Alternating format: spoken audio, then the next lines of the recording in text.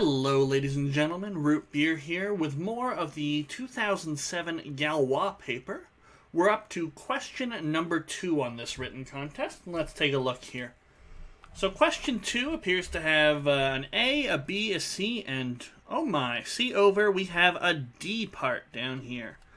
Alright, so let's get cracking. Now, anytime I see a Galois or a Hypatia question split up into 4 parts, we know that these questions are each worth 10, so I'm expecting something like maybe 2 marks for the first question, 2 for the next, 3 for the third, and 3 for the fourth. It doesn't necessarily have to be that way, but that's a good way to tell what we should be focusing on. Usually later parts of the questions are worth more because they should be harder. So, 2A. In the diagram, what is the perimeter of the sector of the circle with radius 12? Alright, so we've got 12 here.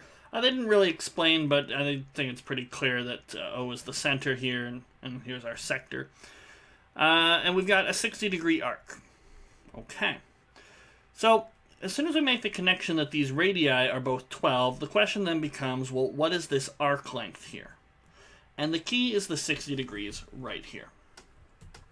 So, if we jump into our notepad, and we maybe draw our picture here. Well, we can draw a better one, more centered, I guess. The trick to realizing what to do is to figure out what section or what fraction of the full circle's perimeter or circumference this sector is using. Okay, so there's our sector, and what it really is just we've taken a slice out of a full circle of radius 12. Okay. And when we realize that, we say, okay, we've done 60 degrees out of a full 360 degrees. And that's the proportion of the arc length that we have to work with. So our perimeter is going to be the 2 12s from the radii.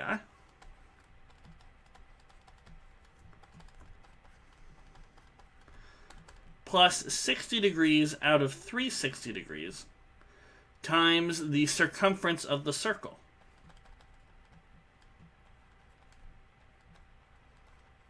So circumference of the circle. So that's 12 plus 12 plus 60 out of 360 is 1/6. And then how do we calculate the circumference of the circle? Well, that's 2 pi r, which in this case is 12. Alright, well the 12 and the 6, they cancel and leave a 2. 12 plus 12 is 24, so we have 24 plus 4 pi is the perimeter. And they said explain what you're doing. You know, we've shown a little bit of work. You might want to explain, well, we know where the 12s come from, so the only challenge now is what percent or what proportion of this arc length, or what fraction of the full circle circumference is this arc length, I guess. And that's the only thing you really need a sentence perhaps explaining. Alright. So what have we got for B part? 2 sectors of the circle of radius 12 are placed side by side. So we have a sector ADB, and then we have a sector BDC, and we're placing them side by side. Determine the area of figure ABCD. Explain how you obtain your answer. Alright. Well, similar to the last question where we had to figure out perimeter, and what was missing was this arc length here,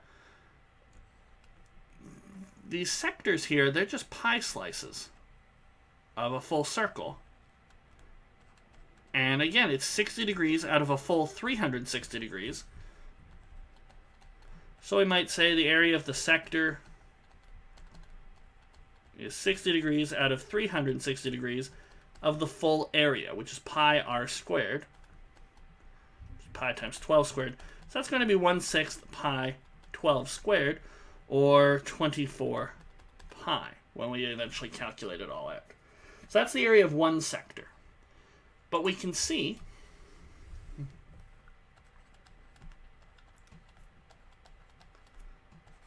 ABCD is made of 2 of these sectors. In fact, they give it to us in the question. Well, there are your 2 sectors right there. So, The area of ABCD is just twice the area of the sector. And we just figured out the area of the sector. It's 24 pi.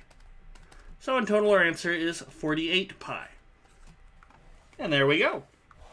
So 48 pi is our area, and we're all done B part. So we move right along to C. In the diagram, AOB is the sector of a circle with AOB being 60 degrees. OY is drawn perpendicular to AB, so we get nice little perpendiculars there. And it intersects AB at X. What is the length of XY? Explain how you obtained your answer. Okay. Well, let's again move over to our notepad and draw the picture.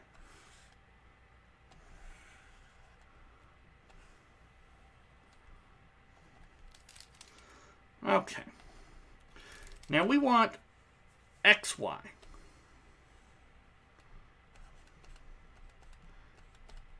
Well, XY is just OY minus OX.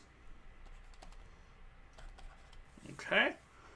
Now, OY goes from the center of our circle to the circumference of the circle. OY is a radius. So that tells me OY is 12. If I just knew what OX was as a length, I'd just take their difference and I'd have XY. Well, how can I figure out OX? Well, we know we've got 60 degrees up here, this full angle here. But we also know we have OA is equal to OB as lengths. So angle OAB is equal to angle OBA. It's an isosceles triangle. So these two lengths are the same. Call them, I don't know, theta. 2 times theta plus 60. Sum of the angles in a triangle has to be 180 degrees. But that tells me 2 theta is 120. And theta is 60 degrees. So AOB is equilateral. And we're going to use this to our advantage, because now we can calculate AB, and since it's isosceles, that tells me that we split this AB in half, and we'll be able to figure out each of these is 6. And then using the Pythagorean theorem with OBX, we can figure out the length OX. So let's just write a little bit of that up. AB is 12.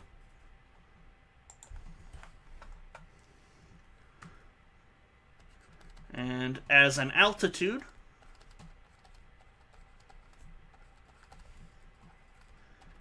of an isosceles triangle, OX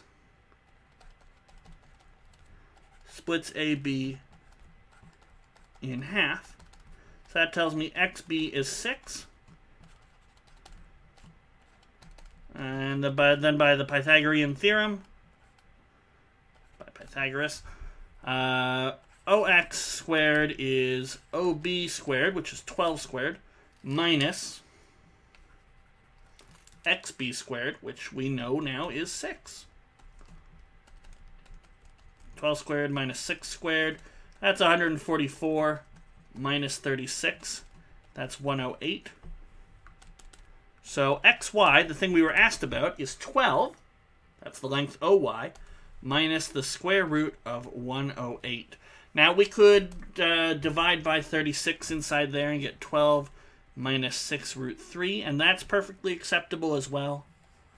Some people even prefer that, but both answers would likely be accepted. Okay? You've done all the work, and showing the work is the hard part with these written contests. Now, we still have D part, and I don't think I'll be able to squeeze it in down there. So we're going to flip the page, and we are going to head back to our contest. And what have we got here? D part. 2 sectors of a circle of radius 12 overlap as shown. Determine the area of the shaded region, and as usual, explain how you've got your answer. They've been doing that all over this contest. All right. So what can we do? Well, anytime I'm asked to do one of these shaded region questions from the University of Waterloo or on similar contests, the easiest thing to do is break the shaded region down into smaller things that we might be able to calculate. And you'll notice they have sort of done that for us. These two sides here are identical. QS splits this thing in half. Okay? So what can we do? Well, we want one of these halves is basically here. Let's go to the notepad and we'll talk about this. So there's one sector. We have P, Q, S is down here, and we got R, QS splits the shaded region.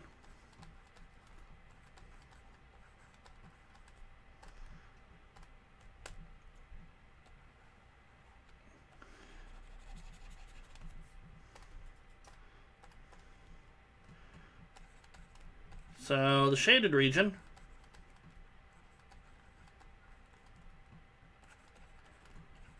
has area twice our little sort of blue region.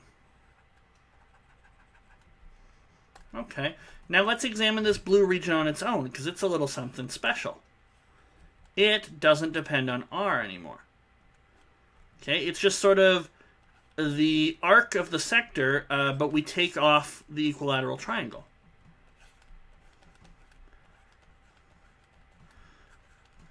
And if you wanted, by the way, some people are worried, how can you say QS splits the shaded region? You can just say by symmetry. Okay, it's if you flip this image, you're going to get the same thing, so Q and S should match up. Flipping it horizontally, by the way. So once again, PQS is equilateral. You could go through the motions and explain that again, or just refer to part C. C for explanation. And it's perfectly acceptable to reference other things you've done in previous parts of the same question. So we have a nice little equilateral triangle here. And then we have our blue sector. Now from B part,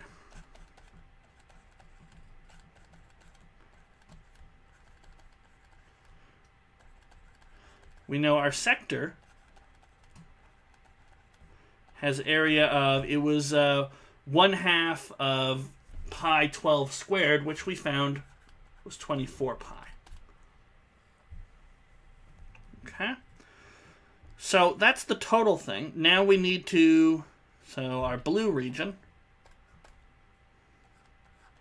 which, we could give a name. We could call it like B, and we could call this A, this region here A, if we wanted to. But the blue region here is just the full sector minus our equilateral triangle.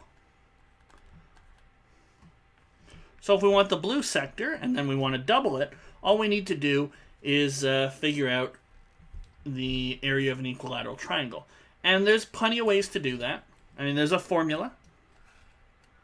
And if you want to just memorize the formula based on side length S, it's root 3 S squared over 4. Okay. Alternatively, we could just sort of work it out. So we got these S's.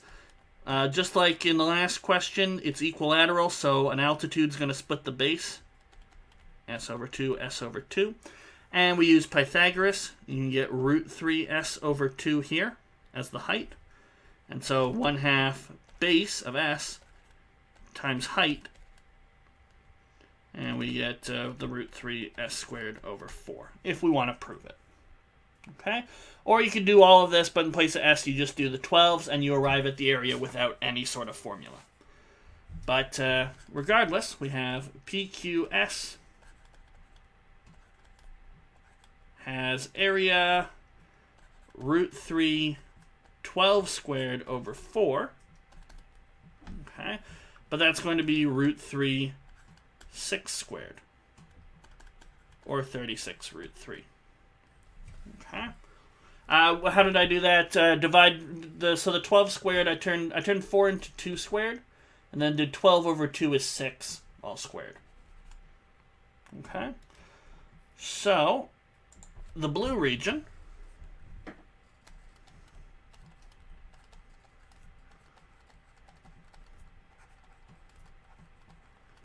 has area 24 pi minus 36 root 3. And the shaded region is double that.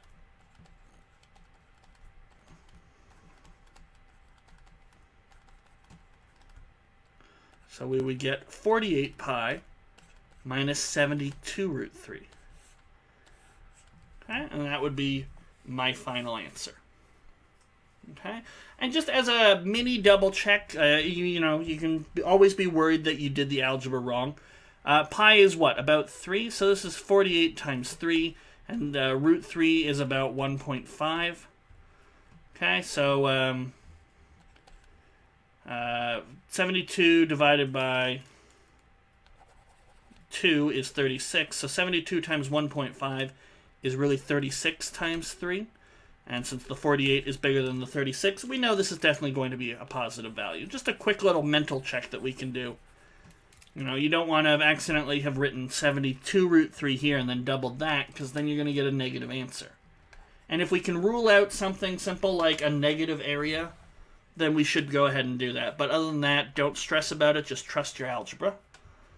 And that wraps up question number 2. So I will see you guys in the next video for question number 3, and then we'll be on to question number 4. So we are officially halfway done the paper. Congratulations, and I'll see you next time.